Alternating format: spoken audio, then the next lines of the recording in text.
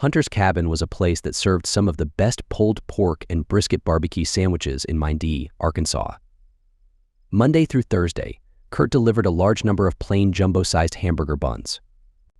On Friday, they ordered and received an even larger order of buns, as the bakery didn't deliver on Saturdays.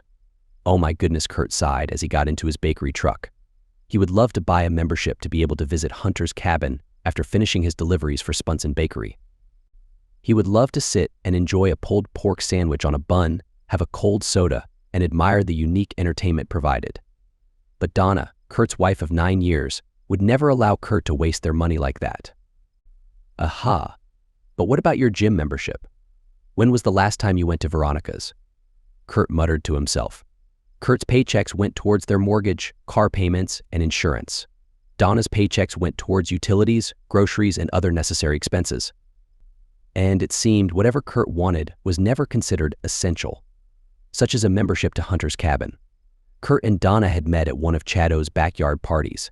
Chad Suskins liked to throw parties with a group of high school friends where everyone would hang out in their swimsuits.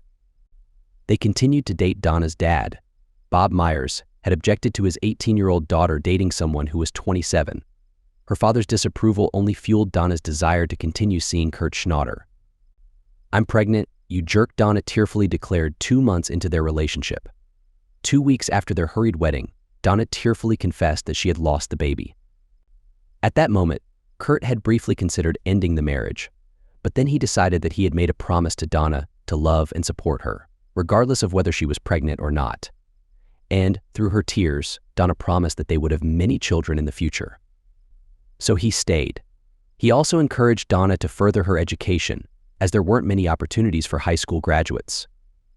Donna enrolled in Samuel Connor Community College in Grachleys, Arkansas, and pursued her associate's degree in accounting. Kurt's father-in-law's feelings towards him had softened over time, especially since Kurt paid for Donna's college education. Clarkston County hired the 20-year-old Donna Schnatter to work in the county government budget office. "And I get time off for Martin Luther King's birthday. Oh, and President's Day, and..." Donna exclaimed as she showed Kurt her employment packet. "Uh-huh. And can you maybe use those days off to help with some cleaning?" Kurt asked jokingly. "What? The apartment isn't dirty," Donna replied defensively. "Donna, the other day I saw a dust bunny chasing a mouse," Kurt said. "Then you clean it," Donna snapped. "You're the one who gets home at 2 o'clock. "I'm the one who leaves at 4:30, Kurt responded. "Stop acting like you're the only one working around here." Despite the benefits, Donna was upset to learn that she would no longer be covered by Kurt's insurance and would have to get her own. Even when Kurt explained that, due to certain policies from the Affordable Health Care Act, if she had the option to get private insurance but chose not to, she would face a significant penalty when filing taxes, Donna remained bitter. It took Donna's mother, Melinda Myers, to defuse the situation. Kurt chose not to say anything, but he was irritated by his wife's refusal to listen to logic unless it came from her parents. He shook his head in many ways. Donna was still too attached to her family. Marriage should have severed those ties, but it seemed like the connection was still there. After visiting Hunter's Cabin, Kurt continued on to his next delivery stop. Kurt finished his deliveries for the day and returned to Spunson's Bakery. Parking his truck, Kurt went into the office with all of his signed invoices. Matt, Ronnie Spunson's son, welcomed Kurt with a smile. Ronnie Spunson had hired Kurt to clean up the offices and the bakery itself when Kurt was 17 years old. As soon as Kurt graduated from high school, Ronnie brought him on as a full-time employee. After Ronnie's battle with cancer, Matt relied on Kurt's help to learn how to successfully run the business. "Next week, we're adding the Valentine's Day donuts," Matt reminded Kurt as Kurt completed his projected deliveries for the following day. "I'll let Setters and Schiff know." "Cherry and chocolate again?" Kurt asked. "Yes, with pink icing," Matt agreed.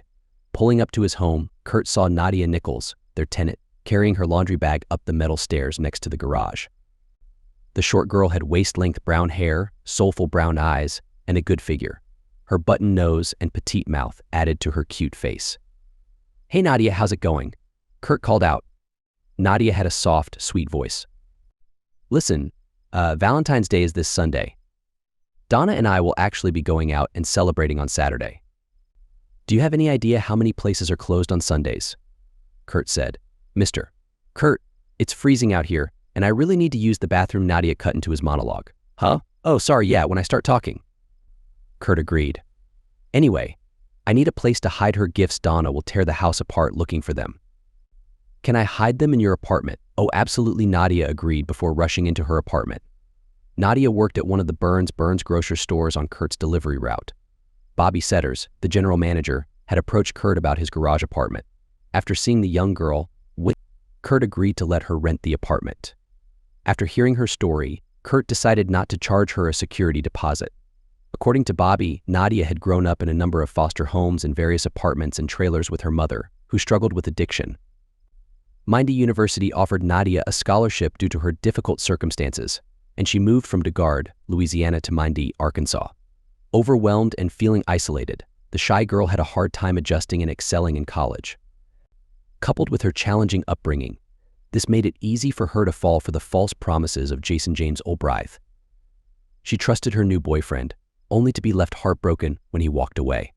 Disillusioned, Nadia dropped out of college. A kind pastor offered Nadia a place to shower, eat, and sleep. One of the pastor's volunteers helped Nadia get a job at the grocery store, thanks to Bobby's assistance. Then the pastor informed Nadia that the bed was needed for another person in need, so she had to move on. On Friday, February 12th, Nadia greeted Kurt with a smile as she opened the door to the apartment. "You working tomorrow?" Kurt asked as he placed the heavy-leaded crystal vase with the 9 red roses and 1 white rose onto her small table. "On Saturday?" From 6:30 until I get out there at 3:30. "Just like today," Nadia said. "I like your hair like that," Kurt said, pointing to her ponytail. "Thanks, it needs washing bad," Nadia confessed. "I'll probably do it tomorrow night." "Well, it looks cute like that," Kurt said, placing the large box of chocolates and the large card onto the table next to the flowers. "Why do you have 9 red and 1 white rose?" Nadia asked. "That represents the 9 years we've been married," Kurt explained. "The white one symbolizes the years to come." "Alba, I wish," Nadia said, then fell silent. Kurt placed the jewelry box on top of the chocolates and looked at the friendly girl. He saw moisture forming in the corners of her big brown eyes. Before he could ask about the impending tears, she abruptly turned and entered the bathroom. The door slammed shut and Kurt sighed before leaving the apartment. A moment later, Kurt could smell the bacon sizzling and smiled. Donna was making her breakfast specialty French toast sandwiches. Kurt had brought home a loaf of Spunson's Bakery original recipe. The white bread was sliced thick, just as the original loaves had been sliced. Ronnie Spunson had set the slicer to make thicker slices so people would use up their loaf of bread quicker and need to buy more bread. The clever business strategy worked very well. Many customers preferred the thicker slices to the other breads available on the grocer's shelves. Donna used 3 large eggs and whisked in a half teaspoon of vanilla extract, a half teaspoon of cinnamon, and a heaping tablespoon of brown sugar, along with 1/4 cup of half and half. Donna would coat 4 slices of the thick bread in this egg mixture, then fry them on both sides until golden. Then a spoonful of maple syrup went on 1 piece of bread and was topped with 4 pieces of bacon. A fried egg went on top of the bacon. Then the second piece of French toast completed the sandwich. When he could smell Donna's 2-week coffee, Kurt put on his boxers and robe. A moment later, Donna called from downstairs that breakfast was ready. After eating the indulgent, cholesterol and sugar-laden meal, Kurt cleaned up the kitchen. Donna was less than thorough in her cleaning, and Kurt did not want insects invading his mother's home. Finishing the task, Kurt turned and saw Donna waiting expectantly for her Valentine's Day gifts. With a smile, he told her he'd be right back and went upstairs to their bedroom. Kurt put on a pair of sweatpants and a sweatshirt and grabbed his keys. However, the keys were not in the small ceramic dish he normally kept them in. He had made that dish for his mother at a summer camp when he was 8 years old. Entering their bathroom, Kurt opened the hamper and ground his teeth in frustration. "I want a divorce," Donna immediately demanded. "You got it," Kurt said. "Start packing, you're not spending 1 more minute in this house." Kurt could tell that this was not the response Donna had expected. The shock in her eyes, the open-mouthed stare told him Donna had anticipated Kurt to beg, to apologize immediately. "Well, get busy," Kurt demanded and stepped into his office. It's Donna stammered. "Oh, and give those here evidence of adultery," Kurt said, returning and grabbing the clothes from the table. "Those are mine, give those here," Donna screamed, grabbing for the clothes. In wonder. "Whose credit card paid for these?" Kurt asked rhetorically, closing the office door behind him. "Get busy, Donna. You don't have all day." Kurt sat at the desk and turned on his computer. He absent-mindedly ran a hand over the polished top of the desk. His mother had bought this desk at a garage sale, had stripped off 4 or 5 coats of paint to expose the beautiful oak wood underneath. She had applied a heavy coat of varnish, then had hand-polished the wood until it gleamed. There we go, Maisie Schnatter had smiled when she set it up in the den of the home. A big boy school desk for my big school boy. 30 years later, Kurt smiled as he ran his hand over the smooth desktop. Then he clicked the icon and went onto the internet. Logging onto the credit card account, Kurt saw some charges to the Home Comfort Inn on their joint credit card. He also saw some charges from Vokines and figured the satin clothes had come from Vokines, an expensive clothing boutique in Mindy. Goodness 64, there's not enough material to cost $64.73, Kurt muttered. Checking their other joint credit cards, Kurt saw more charges that he knew he had not made. He quickly printed out the last 3 months of charges the online service would not allow him to go back any further in his search. Kurt did not hear any movement upstairs. Opening the door, he saw that Donna had not moved from the kitchen table. "Donna, I'm not joking, you're not staying here," Kurt said sternly. "You have 1 hour. Make sure you take all your work clothes too. Anything else? We'll let the lawyers sort it out. I'm not going anywhere. This is just as much my house as it is yours," Donna sneered. "No, wrong.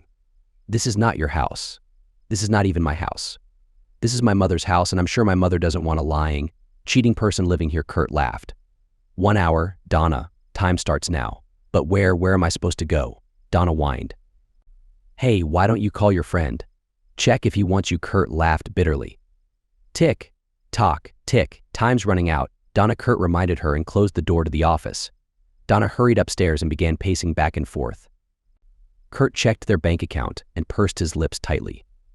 There wasn't much money in the account, certainly not enough to pay off all of the credit cards. He selected 3 of the 5 cards and paid them off, then canceled them. He reported the other 2 as lost or stolen and requested new cards be sent to the house. Kurt did not know if Donna had any other credit cards.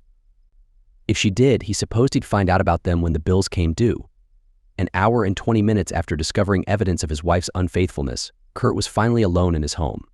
Steeling himself, Kurt called Donna's father. Though his dislike and distrust of Kurt had lessened somewhat over the years, Bob had never fully warmed up to his baby girl's husband. "Hi, Bob," Kurt said cheerfully. "Hey, listen, just wanted to let you know, I just kicked your daughter out of the house. Yeah, found out she's been cheating on me. Well, have a great day." Kurt turned off his phone and then allowed the tears to fall. He had tried. God knows he had tried to be a good and loving husband to the immature, selfish girl. He had stayed with her when she lost their baby. He had put her through school. Why had she done this? Why had she cheated on him? It was dark outside when Kurt sighed and turned his cell phone on again. He saw he had 5 messages. The first one was from his wife. Steeling himself, Kurt listened to the message. "You jerk, you, really? You just had to call my dad?" Donna's voicemail screamed. With a hearty chuckle, Kurt designated that short burst as Donna's new ringtone. Now, whenever she would call Kurt's phone, Kurt would hear her indignant voice screaming, "You jerk, you, really? You just had to call my dad." "My what? Ma am? I don't care what your computer says. The card is not stolen, this is my card. Kurt, my credit cards aren't working." Donna's next voicemail screamed, "Ma am, don't you dare. I don't care what, you cut that up and I will sue this hotel." "Hotel? What? Your boyfriend doesn't want you?"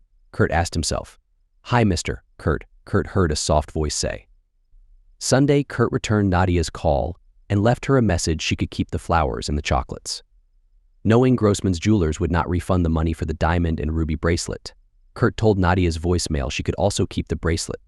Seeing another message from Donna's cell phone, Kurt reminded himself to cancel Donna's cell service.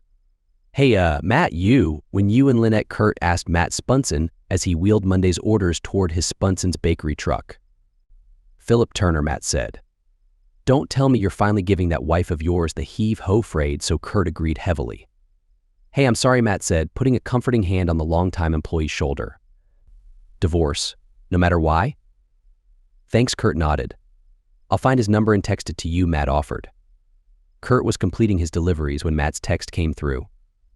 Kurt nodded solemnly. Matt Spunson was a good boss. The text gave the phone number and was followed by appointment at 3:30 Tuesday afternoon. Kurt called Philip Turner's office and Angela Barcia, Mr. Turner's paralegal offered to email Kurt a list of what Mr. Turner would want him to bring for his appointment. Kurt thanked her and again felt the threat of tears coming on. "Oh, be mature. Oh." Donna's voice sneered in her latest voicemail. "God, just because your feelings got hurt. So I acted irresponsibly, big gosh darn deal. You really cut my cell phone off?" "Oh, thank you," Donna, Kurt said, realizing that Donna had just acknowledged her mistake. The offices of Norton, Turner, Bloomberg Whately was in a modern-looking glass and black steel building on Highland Avenue. Entering the bright white and chrome reception area, Kurt saw a strawberry blonde beauty that made him forget Donna's name, his own name, and why he was in the lobby of the law firm. She greeted Kurt with a brilliant smile and flipped her long pinkish hair back. Philip Turner," she mused, studying her computer monitor. "Yes, sir. I'll let Angela know you're here. Would you like coffee or water?" "No thanks," Kurt said. "Hi, Angela. It's Renee." "It's Renee. Mr. Schnauder is here for Mr. Turner," Renee said into her headset. A moment later, an attractive Latina woman approached, showcasing her golden brown legs in her short skirt. The woman paused for a moment and placed an affectionate hand on Renee's shoulder, and the two women exchanged smiles. "Mr. Schnauder? I'm Angela Garcia, Mr. Turner's paralegal." Angela smiled warmly, extending her hand. "If you would follow me, with a personality like that?" "I'll follow you anywhere you want to go," Kurt thought as the woman led him down a long corridor. "Mr. Turner's in a meeting right now. I had emailed you a list yesterday," Angela said, escorting Kurt into a plush office. This is what I got," Kurt said, pulling his folder onto his lap. When Angela leaned forward to glance at his papers, Kurt was looking down at his folder. He could smell Angela's light perfume and see the wisps of lace from her blouse, and felt a few strands of her hair as it fell onto his hand. "Good always makes our job so much easier," Angela smiled approvingly. "No, Hannah, MS. And Durst, as you can see, I've got a client in here," Kurt heard from behind him. Angela straightened, her face stern with disapproval. Kurt looked over his shoulder and saw a man roughly his age, dressed in an expensive-looking suit of charcoal gray. Next to him was a young and very attractive blonde woman, dressed in a cream-colored blouse and knee-length navy blue skirt. From years of observing Donna's business attire, Kurt was willing to bet that this woman had a matching jacket draped over the back of her desk chair. The woman had long, whitish blonde hair, an oval face with just a hint of makeup, big blue eyes, and pouting lips. "Philip Turner," Philip said, extending his hand. "Matt and I, we go way back. He ever tell you I'm way better at golf than him?" No, he did mention he lets you win so you don't feel too bad," Kurt responded, and Philip let out a hearty laugh. "Sounds like him, that funny guy," Philip said, shaking Kurt's hand. "Thank you, Angela." "Yes, sir, Mr. Turner," Angela said with a professional smile, looking admiringly at Philip as he eased himself behind his desk. All these lovely women. How in the heck do you get any work done? Kurt wondered as Angela walked gracefully to the office door. "Now, let's talk," Philip said when Angela quietly shut the office door. On Friday, Donna left another angry message on Kurt's cell phone. You're serious? You seriously think?" The latest message alerted Kurt that Jeannie Childress, Philip's process server, had managed to locate Donna Schnauder. After seeing the 5 or 6 stunningly beautiful women within the offices of Norton, Turner, Bloomberg Whately, Jeannie Childress had been a bit surprising. She too was very beautiful, very elegantly dressed in an outfit that complemented her shoulder-length red hair. But Jeannie was very slim, like a fantastic runner. Not exactly what you were expecting a process server to look like, huh? Philip had laughed. But let me tell you, Mrs. Childress, she can find anyone anywhere, especially if they don't want to be found. She is an expert on the computer. Jeannie, how many words can you type? All of them, Jeannie responded, then giggled. 105 words a minute, Mr. Turner. So, sounds like a machine gun going off when she's typing, Philip praised. Listening to Donna's angry message made Kurt sure that Donna wished she had a machine gun. It also made Kurt reflect on their marriage. From the beginning of their courtship, Donna had always gotten her way. Kurt had always given in to Donna's wishes. I wonder. You know what? I bet Donna's life there wasn't never a pregnancy, Kurt mused. I'm taking the house, you hear me? You can sit there and say it's your mom's house, but I'm taking it, Donna shouted in her latest message. Good luck trying, Kurt muttered. Maisie Schnauder had been a 44-year-old librarian when she went to a writers' convention in Little Rock, Arkansas. There, she met 21-year-old David G. McNaughton, an aspiring poet. Over the 3 days of the convention, Maisie and David spent time together in her hotel room. He was sharing a room with 2 other aspiring poets. 9 months later, Maisie gave birth to her only child. 33 years later, Maisie's nightly 1 or 5 gin and tonics finally caught up with her. Kurt agreed to refinance his mother's home and assumed the expensive monthly payment to help pay for Maisie's stay in an assisted living facility. Donna had been happy to finally move out of their cramped 2-bedroom apartment into a beautiful, well-maintained home. And now she was threatening to take the home away from Kurt. Their first meeting was nearly a month later. Kurt and Philip shrugged their shoulders and agreed to meet Donna and Jamie Tisman, Donna's attorney at the offices of Warner, Franklin Associates. That's fine. Let them pay for the utilities, Philip said. Jamie Tisman would have never been hired to work at the offices of Norton Turner, Bloomberg Waitley. The woman seemed to go out of her way to make herself as unattractive as possible. Kurt had not gone to any psychology courses, but he assumed the 40-ish-year-old woman adopted such a severe facade so that people would assume her to be a serious attorney. Quite the opposite was true. She looked like a clown to Kurt. We're here to. Jamie began, her voice harsh and grating. At my office, Angela would have asked if anyone wanted coffee, or water. Philip casually interrupted Jamie's rant. You want coffee? Jamie snapped. Why, sure. I'd love a cup. Black, please. Kurt? Philip said easily. Coffee? You know what? Yeah, I'd love a cup of coffee. 2 creams, 1 sugar. Donna? Coffee, Kurt said. Now, Mr. Schnauder, I told you. All communication to one Donna Schnauder should be addressed to either myself or her attorney, Philip said, smiling at Jamie's reddening face. Oh, of course. Silly me, Kurt said. MS, Tisman? Would your client like coffee? Oh, ha, Donna said. This is all just some big joke to you, isn't it? Do I address you or her attorney? Kurt asked Philip. Her attorney? I think Philip shrugged. I'm afraid I can't answer whether you think this is all some big joke or not. Oh, and thanks a lot, having me served at work, Donna snapped at Kurt. You have any idea how embarrassing that was? Tell Ms. Tisman to tell her client I had no idea where else to serve her. I don't know if she's living with her close friend, or close friends, or her parents, or in a treehouse, Kurt said to Philip. My client. Philip started to say to Ms. Tisman. We heard him. This meeting is over, Jamie exclaimed, getting to her feet. Reschedule with Kelly when you think you two can be serious. I'd like it noted that you are the one calling an end to this meeting. Philip demanded, all seriousness gone. So noted, Jamie snarled, storming out of the conference room. And you look ridiculous with that mustache, Donna spat at Kurt. Now with Donna out of the house, no longer telling him what to do, Kurt had once again grown the mustache. He had also bought himself a pair of clippers and given himself a buzz cut. 2 of the women and 1 somewhat feminine man on his route had commented on Kurt's new look. Shows off those beautiful brown eyes. The man at the Pack N Go convenience store had smiled. Now, in the conference room, Kurt smiled at his wife. He turned and looked at Philip. Philip shrugged and Kurt turned and looked at the upset Donna. Thanks, yours looks good too, Kurt smiled at Donna. I'm almost tempted to not bill you for this. Philip laughed as they stood to leave the conference room. One question is Ms. Tisman any good? Kurt asked as they stepped out into the chilly afternoon sun. My wife ever decides to leave me, I'd recommend Jamie to her. Me? I'd get Sam Bloomberg to represent me, Philip said. That answer your question? Okay, Donna's not stupid, Kurt mused. Wonder why she went with Jamie Tisman? Jamie charges women half what I or Sam would charge, Philip supplied, then closed the door of his sedan. You son of a. Kurt heard Donna exclaim as he shut the door of his own car. He almost backed over Donna as she walked purposefully towards his car. He smiled a satisfied little smile as she jumped out of the way of his car. The second meeting between Kurt and Donna and their attorneys was held in conference. Room C of Norton, Turner, Bloomberg, Waitley. Again, Kurt thought that Jamie Tisman looked comical in her harsh pantsuit. Her makeup and hair were done to perfection. With a nod, Kurt had to agree his wife was an attractive woman. MS. Schnauder, MS. Tisman, coffee? Water? Water? Oh, we also have green tea.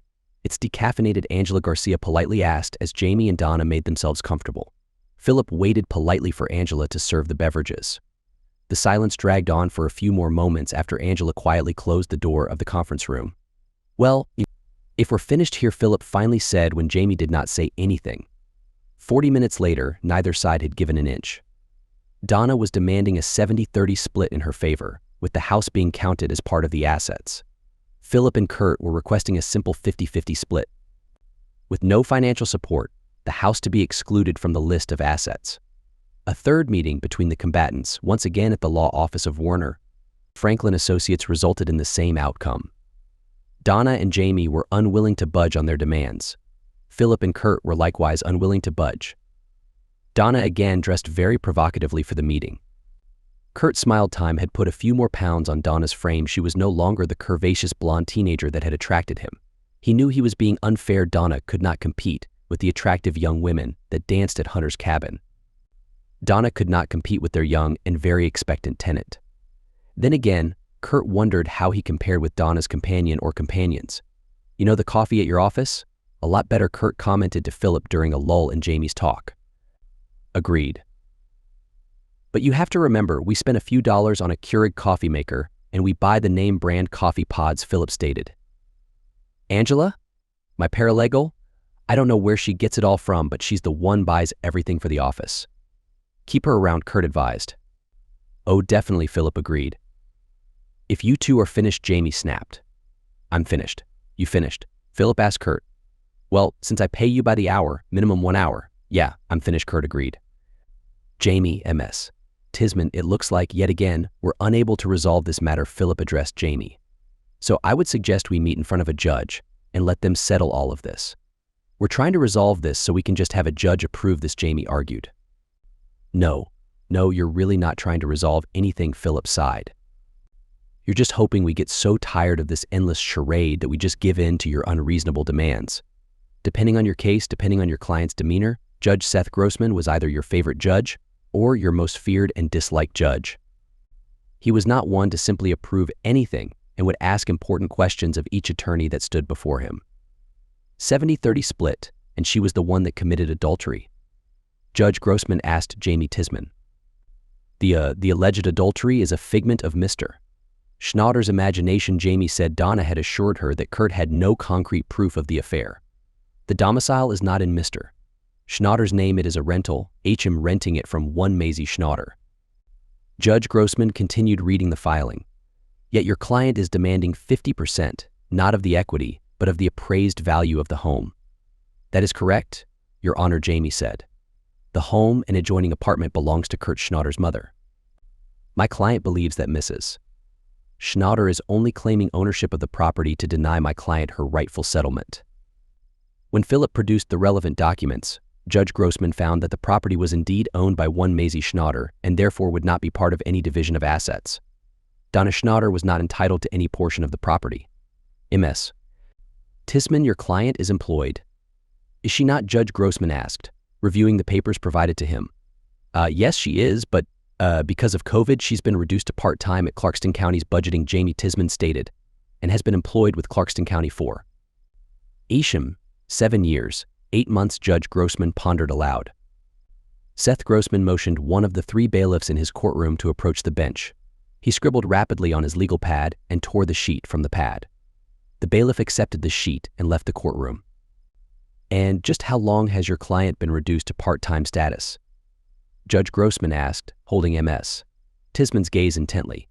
"Well, since we're on a mandatory lockdown," MS. Tisman began. "I'm aware of the lockdown," Counselor Judge Grossman snapped. "How long? How long has your client's hours been reduced to just part-time?" Beginning with the last pay cycle," Jamie admitted. "Convenient," Judge Grossman drawled. "And I'm willing to bet within 60 days of my decision, Mrs. Schnatter will once again be placed on full-time status. Counselor, I'm so confident I'm willing to bet your disbarment on it. Care to take that wager?" "Mr. Turner, wipe that smile off your face." The bailiff returned and put a sheet of paper in front of Judge Grossman. He read it and smiled maliciously. "MS. Tisman, care to take my wager?" Judge Grossman asked again. "No, Your Honor, MS. Tisman muttered. "Because according to MS. Jackson, Mrs. Schnatter's supervisor, Mrs. Schnatter, approached her and requested the reduction of her scheduled hours," Judge Grossman revealed. "And according to MS. Jackson, No other employees within her department have had their hours reduced, COVID or not. So, nice try, Mrs. Schnatter.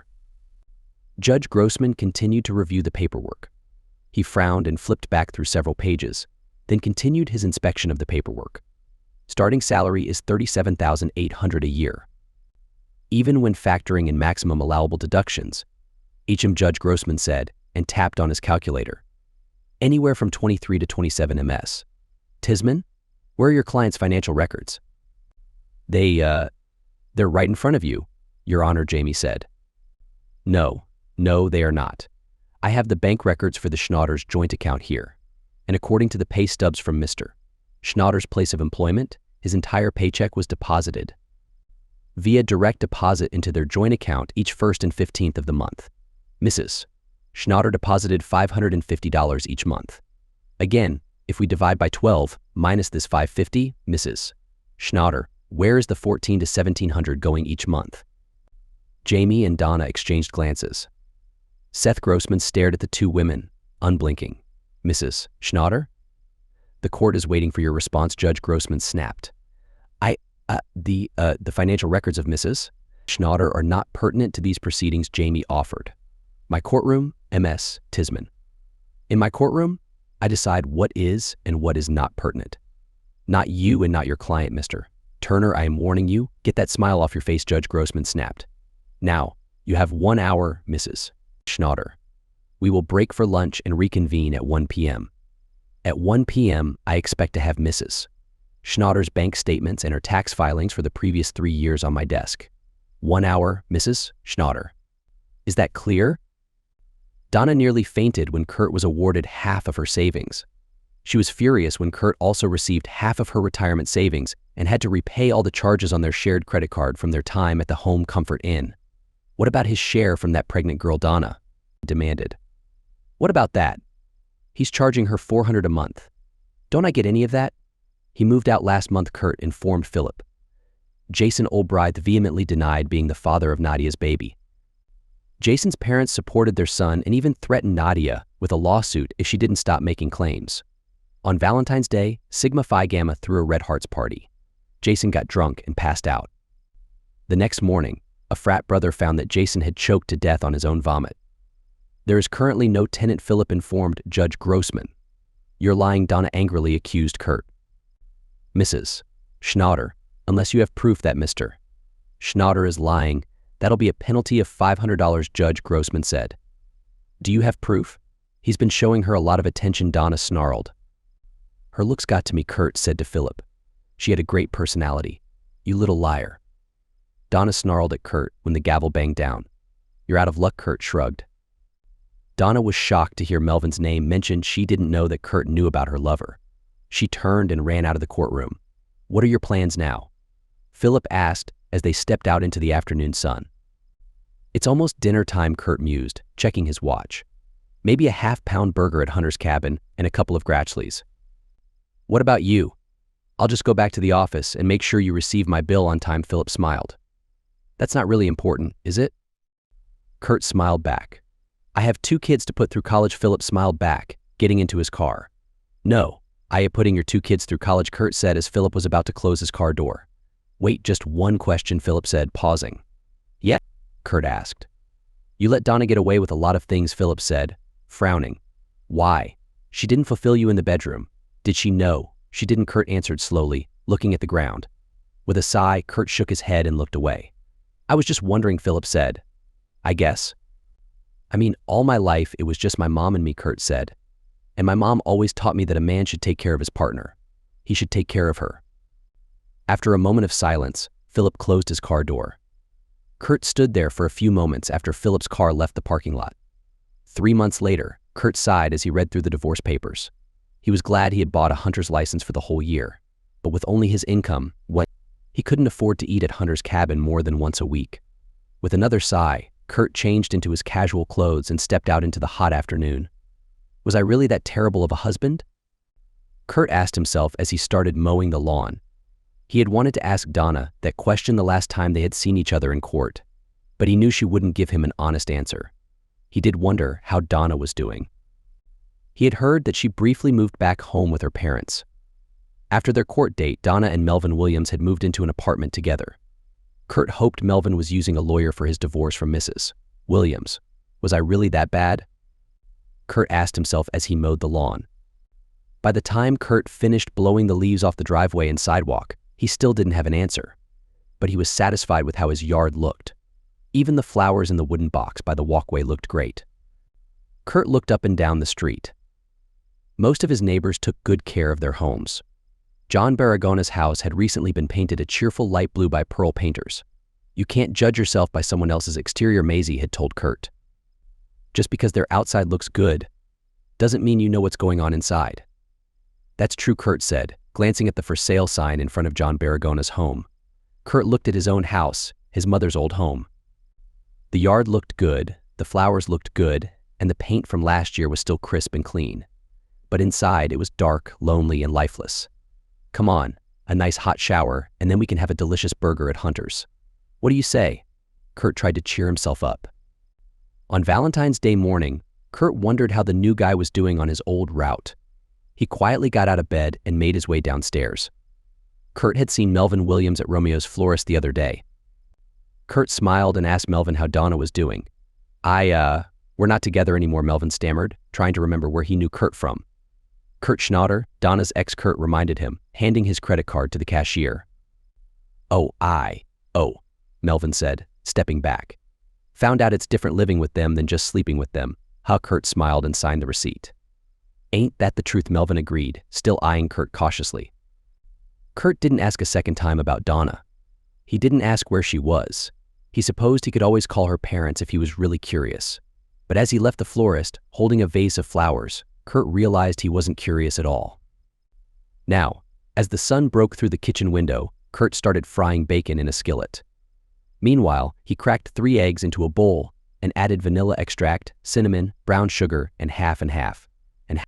In another skillet, Kurt melted butter and whisked the egg mixture.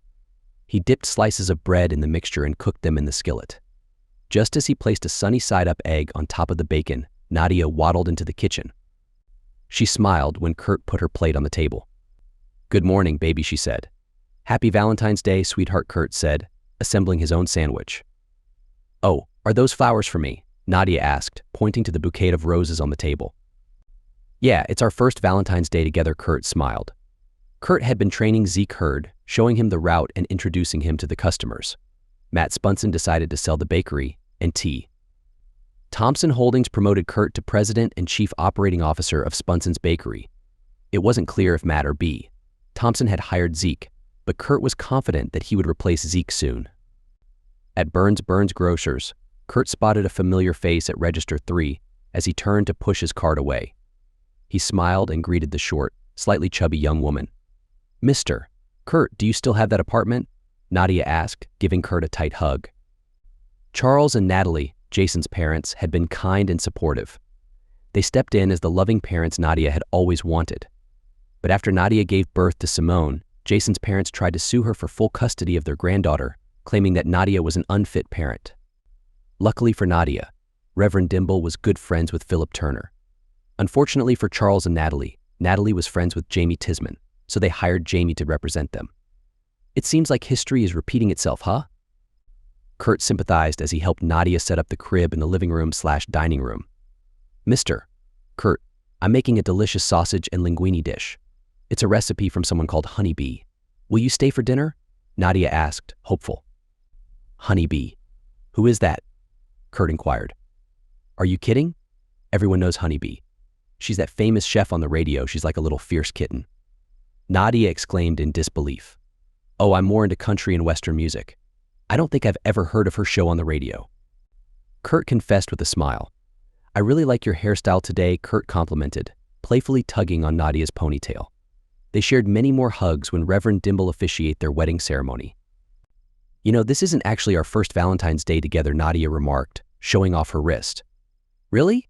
It feels like the first time I get to hug you on this special day, Kurt replied, noticing the diamond and ruby bracelet on Nadia's wrists.